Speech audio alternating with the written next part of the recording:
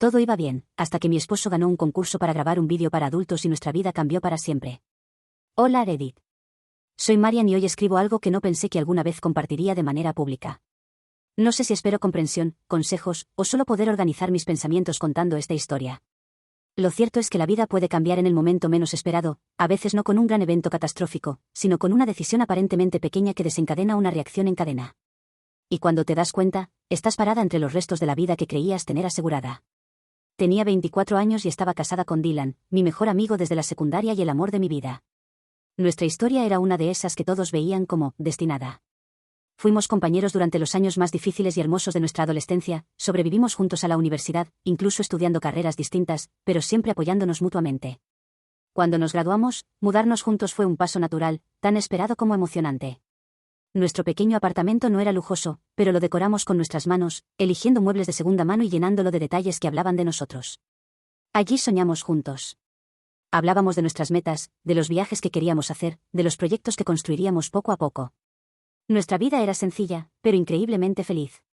Teníamos rutinas que amaba, salir a cenar una vez por semana, bailar cuando nos daban las ganas de improvisar, tomar cervezas artesanales en los bares que ambos descubríamos en rincones escondidos de la ciudad. Éramos mejores amigos de verdad. Podíamos pasar horas riéndonos de tonterías, o simplemente sentados en silencio, disfrutando la compañía mutua. A veces me preguntaba si era posible tenerlo todo a esa edad, y sinceramente, creía que sí. Una noche cualquiera, una que ahora recuerdo en cada detalle, estábamos tirados en el sofá después de cenar, viendo uno de esos programas donde celebridades cuentan historias absurdas o responden preguntas locas. Entre risas, Dylan, medio en broma, me lanzó una pregunta. Mari, si tuviéramos la oportunidad de pasar una noche con alguien famoso que admiramos mucho, alguien inalcanzable, ¿lo aceptarías? Me reí, creyendo que solo estaba siguiendo el juego del programa, y le respondí exagerando. Claro, si Jason Momoa aparece en la puerta de casa, seguro que le digo que sí. Él se rió también, esa risa suya que tanto me gustaba. Después empezamos a inventar escenarios hipotéticos y nos divertimos un buen rato imaginando tonterías. En algún momento, Dylan, todavía riéndose, me preguntó, ¿y qué pensaría si me pasara a mí? Yo sonreí de forma forzada, y aunque traté de disimularlo, no pude evitar hacer una mueca. Me molestó la idea. Sabía que era absurdo, una fantasía inofensiva, pero en el fondo, no me hizo gracia imaginar a Dylan con otra mujer, aunque fuera famosa. Él notó mi expresión, pero no dijo nada más. Seguimos con el programa, cambiamos de tema, y esa conversación quedó flotando en el aire, guardada en algún rincón de mi mente, sin saber que semanas después volvería a mí de la peor manera. Pasaron días normales después de eso. Trabajo, cenas rápidas, fines de semana de compras y algún café improvisado en el centro. Hasta que un viernes por la noche, Dylan llegó a casa más emocionado de lo habitual, como un niño que acaba de recibir una noticia increíble. Se tiró en el sofá junto a mí y empezó a hablar atropelladamente, contándome que una de las influencers que seguía, una de esas mujeres famosas por su contenido atrevido y su personalidad extrovertida, había lanzado un concurso muy loco. El premio era participar en un vídeo para adultos junto a ella. Al principio pensé que era un chiste, otra de sus bromas absurdas. Me reí nerviosamente, esperando el remate. Pero no hubo risa, no hubo broma. Dylan hablaba en serio. Me contó que, casi como una broma, había llenado el formulario para participar y, para su sorpresa, había sido uno de los seleccionados. El concurso no era solo para un ganador, varios serían elegidos para participar en una grabación real, organizada y legalmente cubierta, como parte de una campaña de marketing extremo de la influencer. Me quedé congelada. No sabía cómo reaccionar. Mi primera reacción fue pensar que todo era ridículo. Que, en cualquier momento, él iba a decir que era una broma elaborada para asustarme. Pero mientras lo veía sonreír nervioso, contándome que incluso ya tenía los correos de confirmación y detalles de la logística, entendí que no había broma. Dylan trató de tranquilizarme, como si explicarlo calmadamente fuera a hacerlo menos grave. Me decía que era algo superficial, que no significaba nada emocional, que era solo una oportunidad loca que jamás volvería a presentarse, que no afectaría nuestro matrimonio. Trataba de minimizarlo, como si se tratara de una salida con amigos o de una experiencia cualquiera que luego contaríamos riéndonos. Pero para mí, no era una aventura inocente. Era una fractura en la confianza, un acto que aunque pudiera tener una justificación superficial, rompía algo fundamental entre nosotros. Intenté hablar, traté de explicarle cómo me hacía sentir todo eso. Le dije que aunque habíamos bromeado sobre fantasías, la realidad era diferente. Que compartir el cuerpo con otra persona, aunque fuera en un contexto, sin sentimientos, implicaba mucho más. Que la herida que eso abriría entre nosotros no se curaría con explicaciones. Pero Dylan parecía atrapado entre su entusiasmo y su confusión. No quería herirme, lo veía. Pero tampoco quería renunciar a esa oportunidad absurda. Pasaron días tensos, él insistiendo en que no era un asunto tan grande. Yo tratando de encontrar una manera de entender algo que me dolía. Me propuso ir juntos, hacer una especie de acuerdo abierto por un día, como si eso pudiera compensarlo. Cada intento de solución era más desesperado que el anterior. Ninguno funcionó. Finalmente, la fecha llegó. Vi su mochila preparada junto a la puerta. Vi su mirada esquiva, su voz temblorosa cuando dijo que volvería pronto, que todo sería como antes, y supe, con una tristeza insoportable, que eso era mentira. Nada sería como antes. Lo vi salir de la casa que habíamos construido juntos, no como un aventurero feliz, sino como un hombre que, sin darse cuenta, acababa de incendiar su propio hogar.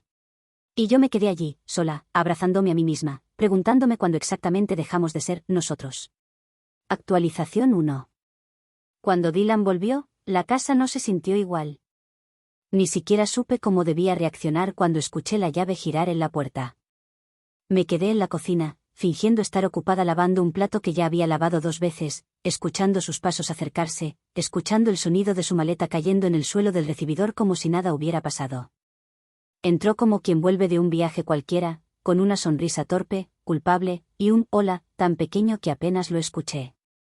No me acerqué a abrazarlo, no supe qué decir, él tampoco intentó acercarse. Solo dejó sus cosas, suspiró y me miró como esperando que yo hiciera el primer movimiento, que dijera algo que rompiera el hielo espeso que nos rodeaba. Pasamos el resto de esa tarde en una especie de coreografía absurda, él sacando cosas de su mochila, contándome detalles insulsos del viaje, omitiendo por completo el motivo principal por el que había ido, como si ignorarlo fuera a borrar el hecho de que había cruzado una línea que para mí era infranqueable. Yo asentía de vez en cuando, respondiendo con monosílabos, sintiéndome una extraña en mi propia casa. Esa noche, no dormimos juntos. Me encerré en nuestra habitación, mientras él armaba un improvisado colchón en el sofá del living.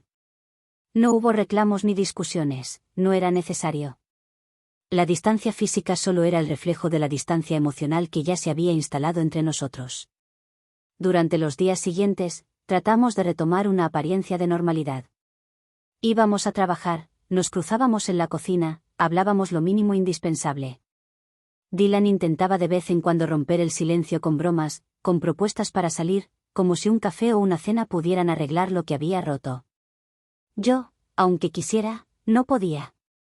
Era como si cada intento de acercamiento me recordara que había elegido un capricho antes que a nosotros. Recuerdo que una noche, mientras cenábamos en silencio, me preguntó si aún podíamos salvar lo nuestro. Me miró con los ojos cansados, sin arrogancia, sin excusas, solo tristeza. Le respondí, con la voz más tranquila que pude reunir, que no sabía. Que no podía prometerle que podía mirar hacia otro lado, ni borrar lo que sentía. Que me dolía su traición, pero que me dolía aún más lo fácil que le había resultado justificarla. No lloramos, no gritamos, no hubo escenas dramáticas. Solo una aceptación silenciosa de que, aunque aún nos amábamos de alguna manera, habíamos cambiado de forma irreversible. Fue entonces cuando empecé a entrar a Reddit buscando consejos, experiencias de personas que hubieran pasado por algo parecido. No sabía ni por dónde empezar. Solo sabía que necesitaba entender si era normal sentirme tan rota por algo que, a ojos de otros, quizás parecía una tontería. Publiqué una versión resumida de mi historia en un foro de relaciones. No di detalles explícitos, no quería exponer a Dylan ni a mí misma más de lo necesario. La respuesta fue abrumadora. Recibí cientos de comentarios. Algunos eran comprensivos, diciéndome que mis sentimientos eran válidos, que la confianza rota rara vez se recompone solo con buenas intenciones. Otros, más críticos, me preguntaban si no estaba siendo demasiado dura, si no podía ser más abierta de mente. Pero hubo un patrón que me llamó la atención. La mayoría coincidía en que una relación basada en acuerdos tácitos de respeto mutuo no sobrevive cuando uno de los dos decide actuar de forma unilateral bajo la excusa de «no fue nada importante». Eso me dio perspectiva. Me hizo entender que no era solo el hecho físico, sino lo que representaba, el quiebre de la confianza, la falta de cuidado hacia el otro. Después de unas semanas de esa pseudo convivencia forzada, decidimos tomar un tiempo separados. Dylan se fue a casa de un amigo, yo me quedé en el departamento, tratando de redescubrir quién era fuera de esa relación. Fue una de las decisiones más dolorosas de mi vida. No porque odiara a Dylan, no porque quisiera venganza, sino porque aún lo amaba. Pero entendía que a veces, el amor no es suficiente para sostener lo que ya está roto. Empecé a reconstruirme lentamente.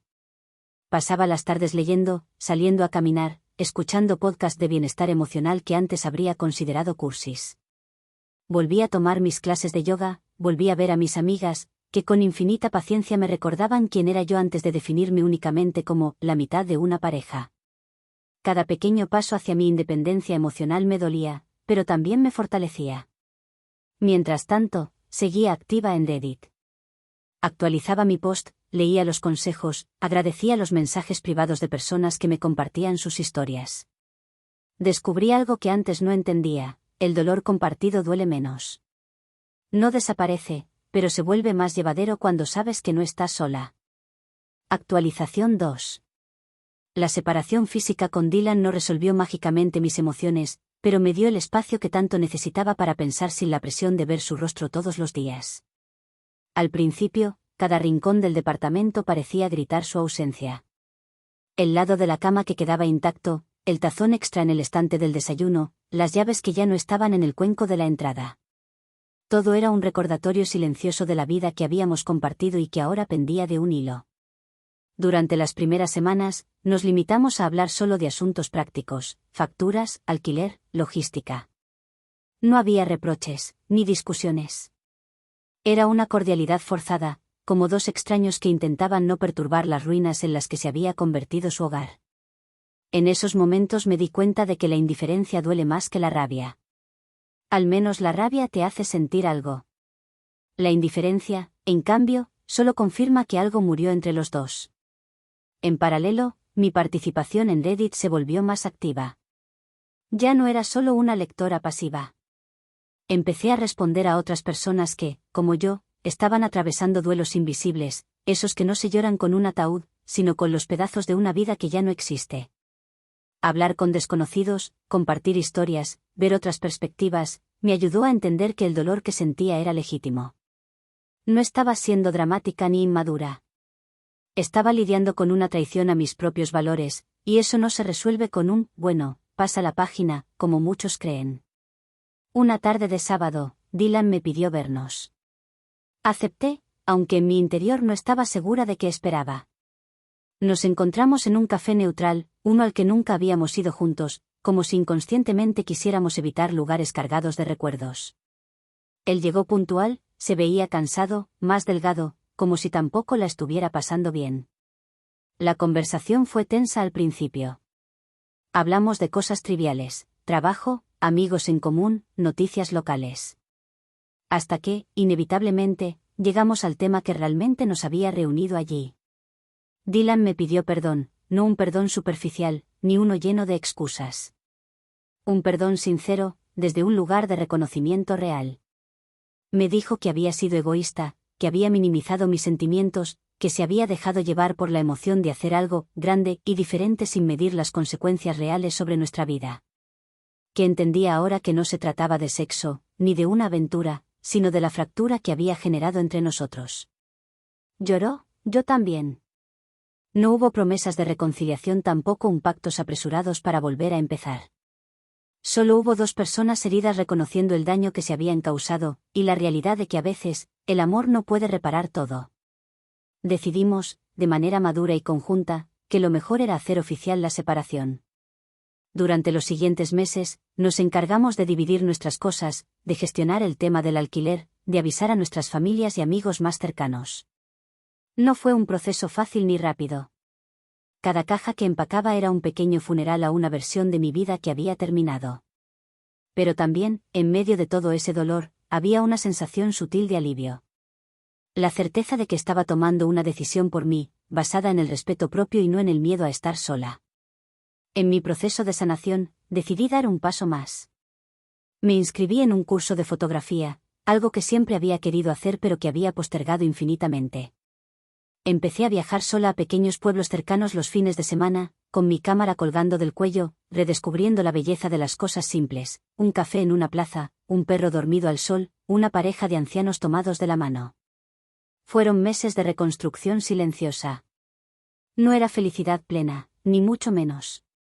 Había días en que la soledad me aplastaba. Días en que me preguntaba si no había sido demasiado dura, si no había otra forma de haber salvado lo nuestro.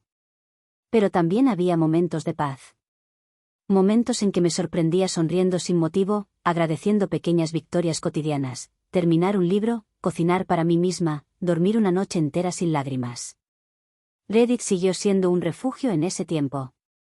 Actualizaba mi post cada tanto, y para mi sorpresa, la gente seguía respondiendo, preguntando cómo estaba, enviándome ánimos desde rincones del mundo que nunca conoceré. Sentí que, de alguna forma, mi dolor no había sido en vano si podía servirle a alguien más como espejo, como advertencia o como consuelo. Actualización 3.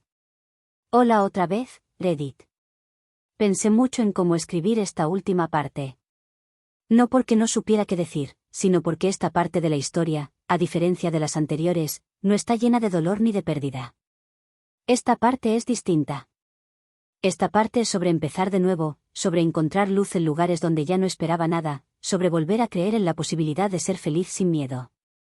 Pasaron varios meses después de nuestra separación oficial.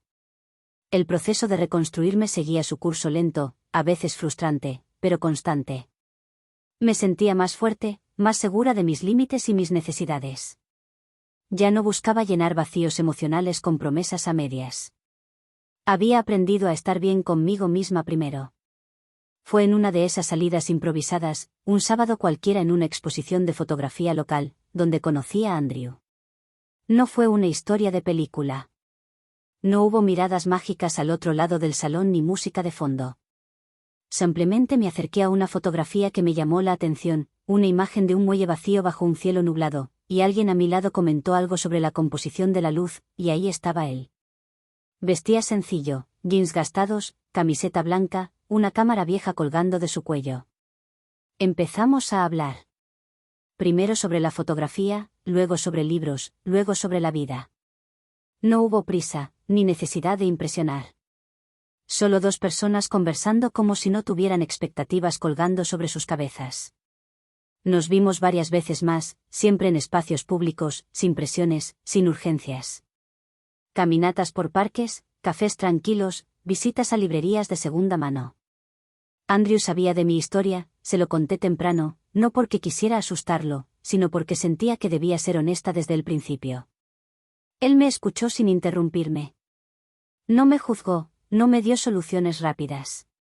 Solo me tomó de la mano al final y me dijo: no quiero que tu pasado te haga dudar de lo que mereces en el presente. Esa frase se me quedó grabada. Nuestro vínculo creció de forma lenta pero firme. No fue una recuperación milagrosa. Todavía había días en que mi confianza temblaba, momentos en los que recordaba heridas pasadas y me preguntaba si algún día confiaría plenamente en alguien otra vez.